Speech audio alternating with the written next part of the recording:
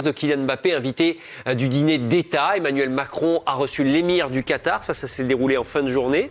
Le cheikh Al Thani, qui est également le propriétaire du Paris Saint-Germain. Beaucoup de personnalités du monde du sport présentes. Du monde Kylian politique, du monde industriel, du monde politique, économique. oui, parce qu'on est sur un dîner d'État avec tout ce que ça entraîne sur les échanges. Il ne faut pas penser que c'était un dîner entre le président de la République, l'émir Al Thani et vous avez Mbappé. Ils ont pas fait la composition de l'équipe du PSG, quoi. Bah, non, c'était pas. Peut-être pas que. Il y avait quoi, 200 invités. Pas l'objectif, ouais. Non, mais oui, il y a une liste énorme. J'ai pas fait le compte, mais il y a une liste énorme. Oui, c'est un dîner d'État avec oui. tout ce que ça peut entraîner de diplomatique, commercial, avec. Je trouve que son montée de marche à Kylian Mbappé est assez maîtrisée quand même. On sent que c'est quelqu'un qui est habitué. C'est dire la dimension politique aussi s'il est invité à un tel repas. C'est quand même pas anodin. Je veux dire, moi j'ai pas de souvenir de joueurs international, même un Zidane, il y est passé pour avoir des récompenses, voilà, mais Mbappé, il a vraiment un statut très particulier. Dans son club, mais aussi en France, tout simplement. Et donc, le président l'appelle directement. J'ai pas de souvenir non plus pour X raison que le président de l'époque ait appelé un joueur d'équipe de France pour un choix de transfert ou quoi que ce soit. Ben, on sait ce qu'il en a fait. On sait que le président Macron en a fait quasiment un représentant, une icône et un représentant d'une nouvelle France, on peut le dire. Et c'est ce qu'il s'en est pas caché d'ailleurs. Et du coup, c'est presque un délégué, j'ai envie de dire un vice-président de cette manière, Kylian Mbappé par rapport à Emmanuel Macron. D'où sa présence ce soir. Quand on regarde la liste des invités, il fait partie, Kylian Mbappé, des personnes les plus influentes de ce monde-là. Il y a beaucoup de monde, il y a des gens du monde économique, du monde politique, du monde de la culture, il y a Bernard Arnault, Nicolas Sarkozy. Bernard Arnault, l'homme le plus riche de France. Oui. Oui, ça, vous. Du monde. Et Kylian Mbappé fait partie de ce cénacle et au-delà d'en faire partie, il en est même un des plus influents personnages auprès d'une certaine partie de la population. Mais il est très très influent et je trouve qu'il est à la hauteur, ne serait-ce que Geoffroy en parlait, dans sa démarche, dans son langage corporel. Mais Mbappé, il fait aussi le lien entre beaucoup de monde, parce que si on regarde un petit peu le dessous des cartes, il est dans le sport. Il est égérie d'une marque de prêt-à-porter de luxe de Bernard Arnault. On sait l'importance qu'il a aussi dans la société par rapport à la jeunesse, le modèle qu'il peut être, le modèle qu'il peut incarner de par là où il vient, de sa réussite professionnelle, des messages qu'il avait aussi donné quand il était allé aux 20h. Et c'est pas facile d'ailleurs de gérer ça. Ouais, c'est un équilibre précaire. C'est prise de position. Il représente aussi la France à l'international dans le monde, donc il est aussi quelque part au nœud de tous ces intérêts-là, et il peut aussi servir à tous ces gens-là. C'est un service mutuel. Le mot est bien choisi. Il en sort bien. Kylian Mbappé à l'Elysée ce soir, c'est le foot français qui était représenté, c'est vrai, et pourtant...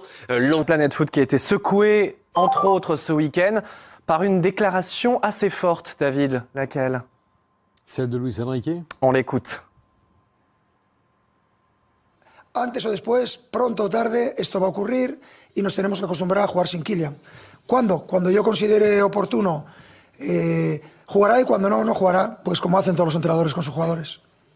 Kylian Mbappé sorti à la 65e minute face au Stade Rennais, au Parc des Princes, donc sans blessure. Choix assumé de Luis Enrique.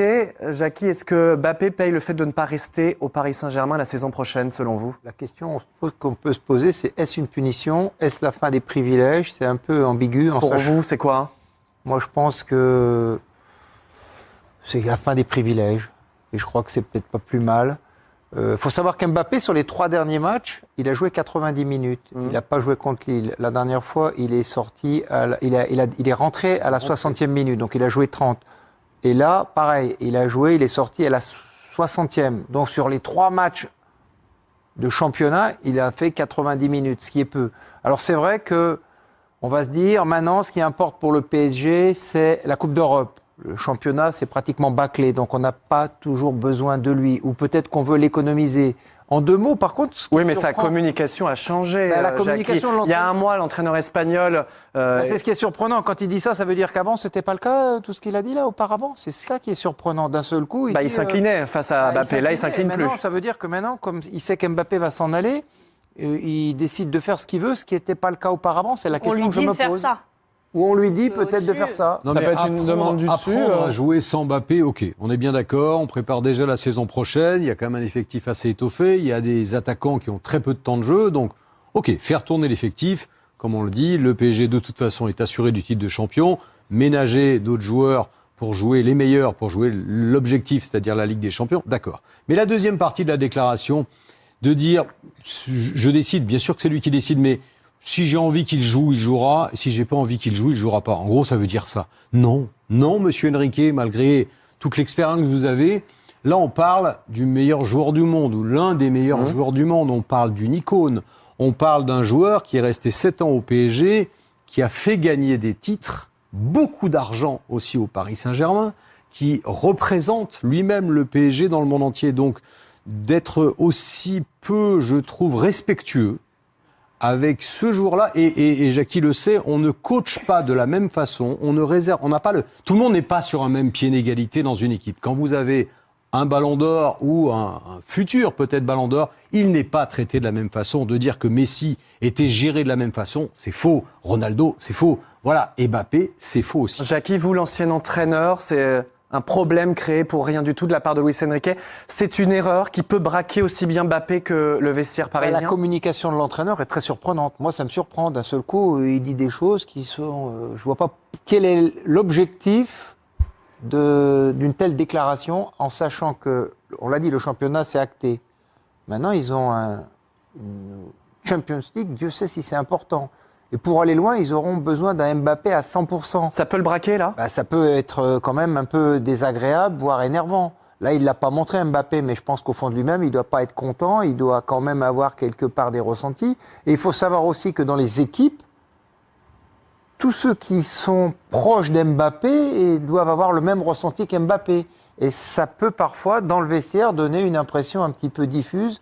Et l'entraîneur, quand c'est comme ça, vaut mieux gagner assez régulièrement parce qu'après, on peut perdre un petit peu de soutien. Ça s'est pas vu quand il est sorti, hein. Très franchement. Vous y étiez, vous, au parc. Ils ne se sont pas serrés la main du tout. Il n'y a pas eu de geste de mauvaise humeur de la part de Kylian Mbappé. Il y a eu des sifflets ou pas ? Il y a eu très peu de sifflets, et le peu de sifflets, c'était à se demander si c'était plutôt pour Mbappé ou pour Enrique. Je pense que c'était plutôt pour Luis Enrique, parce que le public n'a pas compris comment l'entraîneur a pu sortir d'abord Kylian Mbappé, ensuite Dembélé, qui était probablement le meilleur parisien.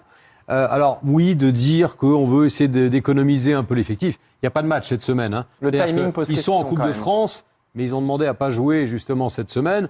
Donc franchement, le prochain match, ce sera le week-end prochain. Il n'y avait pas spécialement besoin d'économiser les joueurs, mais de concerner tout le monde. Kolo Muani, qui est rentré, Ramos, ok. Ce qui est le plus surprenant, c'est de le sortir alors qu'ils sont menés 1-0. C'est le contexte qui fait que tout le monde est interloqué. On critique peut-être Luis Enrique, mais est-ce que ça peut pas être une demande d'en haut, de tout en haut, peut-être d'un Nasser Al-Khelaifi énervé après le départ de Kylian Mbappé ? Vous savez que la version officielle, c'est que l'état-major du Paris Saint-Germain savait depuis l'été dernier que Mbappé allait partir, mais il y a une petite version qui dit que il y avait un petit espoir. Alors voilà, allons savoir le vrai du faux. Si réellement il y a une déception de le voir partir, ce serait assez bas quand même de lui faire payer ça à chaque match en le sortant au bout d'une heure. Mbappé sorti à la 64e minute, c'est un fait rare pour être souligné depuis sa signature en 2017 au Paris Saint-Germain. C'est seulement la 3e fois que Mbappé est remplacé si tôt dans un match hors blessure. À chaque fois, le Paris Saint-Germain menait au score et Mbappé avait été décisif dans ces matchs-là. Il va jouer face à la Real Sociedad en Ligue des Champions, Jackie. Je pense que oui. Rassurez-nous. Mais la meilleure manière de bien le préparer pour ce match de Champions League, c'est le faire jouer les matchs avant. Parce qu'un joueur, il est toujours surentraîné ou sous-entraîné. Hein, donc il faut essayer d'avoir justement une continuité. Comme le dit Philippe, ils n'avaient pas de match supplémentaire d'équipe de France ou de coupe. Donc à partir de là, il fallait le laisser jouer. Moi, c'est mon avis. Surtout lui, il en demande. Il demande à jouer très régulièrement. Et lui, il veut surtout améliorer ses statistiques. La dynamique est là. La seule certitude, c'est que le Paris Saint-Germain sera champion de France avec ou sans Mbappé, qui ne sera plus intouchable, Geoffroy. Non, le totem... Qui n'est plus intouchable, ça on l'a vu hier. Le totem d'immunité, semble-t-il, a disparu. Mbappé est traité comme un joueur lambda. Kylian Mbappé, ou l'histoire d'une immunité perdue, c'est l'histoire de ce week-end. Mbappé, sorti à la 65e minute hier contre Rennes, c'était déjà arrivé avec le PSG ou pas ? Alors en 7 saisons de Mbappé au PSG, c'est arrivé 2 fois. 2 fois. Une fois en Ligue des Champions, une fois en Ligue 1. Mais la différence, c'est qu'à chaque fois, le PSG menait au score, largement, et Mbappé avait été décisif. Là, on est sur un cas de figure différent. On sort son joueur majeur, alors que Paris est mené, et qu'en plus, si on regarde les stats, eh bien, il y a Mbappé et les autres. On l'a vu dans le sujet, on l'a dit, 32 buts cette saison, Colomboigny est à 9 et Ramos à 8. Jackie, vous qui êtes entraîneur, très sincèrement, on peut raconter ce qu'on veut. Il paye le fait de ne pas rester à Paris, parce que sinon, jamais Luis Enrique ne serait privé du meilleur joueur du monde, alors que son équipe était menée 1-0. Oui, je ne pense pas que ça soit une punition, mais c'est la fin... Un peu quand même. C'est la fin des privilèges. À Nantes, c'était une punition. Les 3 derniers matchs, j'ai regardé, sur les 3 derniers matchs, il a joué le total de 90 minutes. Ça veut dire qu'à Lille, il est resté sur le banc, bien au chaud. Contre Nantes, il est sorti à la 63e, il a joué 30 minutes. Et hier, il est sorti, donc il a joué 90 minutes en 3 matchs. Ça veut dire que le coach a pris la main et que maintenant, il décide, surtout en championnat, de faire comme un joueur normal, basique. Ça sera certainement pas la même chose en Coupe d'Europe. Et puis à partir de là, on l'a dit, oui, c'est la fin des privilèges. Et je l'ai dit, il me semble pas que ça soit une sanction, une punition. Mais il est géré comme les autres. Enfin, serait-on tenté de dire, Geoffroy, parce que le privilège au Paris Saint-Germain, c'est depuis 10 ans. Moi, je pense qu'il faut vraiment insister... C'était vrai pour Neymar, c'était vrai pour Messi. Voilà, il faut vraiment insister sur le changement dans ce club. Pour une fois, on peut par la force des leur donner quitus. Les stars, les intouchables, les vaches sacrées, comme on dit, sont partis, ou elles vont partir. Et maintenant, tout le monde est traité et logé à la même enseigne. Il faut insister là-dessus. L'abolition des privilèges, parce que Mbappé doit se préparer. C'est fort ce que vous dites, la fin des privilèges. C'est la vérité. Un côté royal, quoi, majesté. Mais écoutez, c'était clairement un intouchable. Ce sera ça à Madrid. Il n'aura aucun passe-droit face à Bellingham, Vinicius, parce que personne n'a de passe-droit là-bas. Il n'y a qu'en équipe de France, figurez-vous, où on peut dire qu'il a encore le sang bleu, sans jeu de mots. Voilà. Mais encore une fois, à 25 ans, c'est une situation à laquelle il doit s'habituer. Vous qui avez entraîné en Première Ligue, les stars là-bas n'ont pas de passe-droit? Mais non, on l'a vu par exemple avec Haaland. Il y a quelque chose qui on l'a vu, on a l'image parce que c'était samedi. Il est sorti, je crois, à la 65e minute également. En plus. À Bournemouth. Oui. Ouais. Mais moi, ce que je voulais dire, c'est que vous vous souvenez, en Champions League... Surtout aucune protestation, rien. Ah non, mais ça fait partie... En Ligue des Champions, rappelez-vous, il était sorti après avoir marqué un quintuplé. Il a marqué 5 buts en Ligue des Champions contre Leipzig en mars 2023. Il espérait être le recordman, parce qu'avec Messi, qui en avait mis 5, et il est sorti à la 63e ou 60e, alors qu'il aurait pu être déçu. Il a montré... il n'était pas très content, mais il n'a rien montré. Star ou pas star, on dit pas De Bruyne. Même s'il revient maintenant, mais quand il était au top du top, ce qui va revenir, on le souhaite tous et on le pense, lui, il était régulièrement sorti en cours de match sans aucune difficulté. Parce qu'il y a aussi une gestion des joueurs avec ces équipes qui ont un nombre de matchs incalculable. Au final, c'est bon pour lui. Parce que c'est comme ça qu'il va apprendre à se dépasser. Il ne le voit peut-être pas comme ça aujourd'hui. Peut-être pas. Mais en même temps, lorsqu'on a dit que c'était peut-être un problème pour le club, le fait d'avoir annoncé si tôt son départ, en fait, c'est un problème pour lui. Mais ça, maintenant, c'est à lui de le gérer. Et pour le club, parce qu'il y a la Ligue des Champions qui arrive, il ne va pas se braquer? À voir. C'est potentiellement une source de conflit. On parle du Paris Saint-Germain. Kylian Mbappé qui a donc été sorti, le Paris Saint-Germain qui a égalisé avec cette attaque. Pour le coup, c'était Ramos dans l'axe à la place de Kylian Mbappé. On avait Asensio côté droit et Colomboigny côté gauche parce que Dembélé également a été remplacé. Louis Zetier au parc. Oui. Vous êtes entraîneur PSG. Le Kylian Mbappé d'hier ne mérite pas de finir le match. Ça, c'est le choix d'un entraîneur, le choix de regarder ce qui se passe, de voir ce qu'on est en train de proposer sur le terrain. Après, tu sais, Kylian, comme certains de ses partenaires compagnons, sont tombés face à une équipe de Rennes qui a été remarquablement bien sur le plan défensif. C'est jamais arrivé qu'Mbappé se fasse remplacer quand Paris est mené au score. Pourquoi on ne peut pas le remplacer? Pourquoi on ne peut pas le changer? Expliquez-moi, donnez-moi une raison. Non, c'est surtout pourquoi maintenant on peut le faire. Oui, on le sait. Il y a un entraîneur, il est devant son... Non mais là, Louis, l'annonce de son départ change tout, clairement.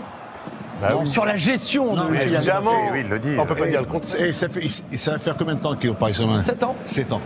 Durant ces 7 ans, il n'a fait que cesser de progresser, de grandir, de devenir ce qu'il est en train de... Non mais bien sûr, Louis, ce qu'on dit, c'est que le fait qu'il ait annoncé son départ donne envie à Luis Enrique de le sortir. Peut-être qu'en le sortant, ça peut-être le piquer, ça peut-être le toucher, ça peut-être... Il va y avoir certainement une réaction. Il va y avoir, je sais pas. Est-ce que tu crois que s'il n'y a pas la différence dans le classement, que si on dit que il ne sort pas. Voilà. Il ne sort pas. Il ne sort pas. pas. Moi, je dis que je suis sceptique. Et ensuite, il va jouer contre la Real Sociedad, il va jouer titulaire. Ça m'étonnerait qu'il réussisse. Si jamais l'entraîneur tient compte aussi que ils ont 10 points ou 15 points et que même s'ils perdent ce soir-là. Oui, mais on sait tous très bien que lui veut tout disputer. Donc si aujourd'hui il y a une ouverture pour le faire sortir, lui, il veut pas sortir. Ensuite, même s'il y a cette différence au classement, même si tout, lui, il veut tout jouer, il veut améliorer ses stats. On n'a pas réévoqué sa blessure à la cheville, non? Parce que j'ai suivi cette affaire-là de loin, non? Non, il n'a pas... Une seule fois remplacé cette année, c'est sur blessure, c'était contre l'Olympique de Marseille. Oui, mais est-ce que là, il ne veut pas le ménager un peu? Non, mais voilà, je pense qu'après... C'est pas ce qu'il a expliqué, en tout cas. Il a bien expliqué qu'il voulait... Et d'ailleurs, le coaching est gagnant. Est-ce qu'il existe une vraie relation Parce qu'il y a eu Grimace, il a... Ça, c'était contre Marseille en septembre. Sa vraie seule sortie sur blessure, c'est celle-là. Non, mais est-ce que Luis Enrique, il a parlé avec Mbappé, il a dit, écoute, petit, tu t'en vas, etc. Est-ce qu'ils ont déjà une vraie... Oh non, le Skidi, parce que le Skidi, c'est un peu violent quand même. Moi, ça me chatouille un peu.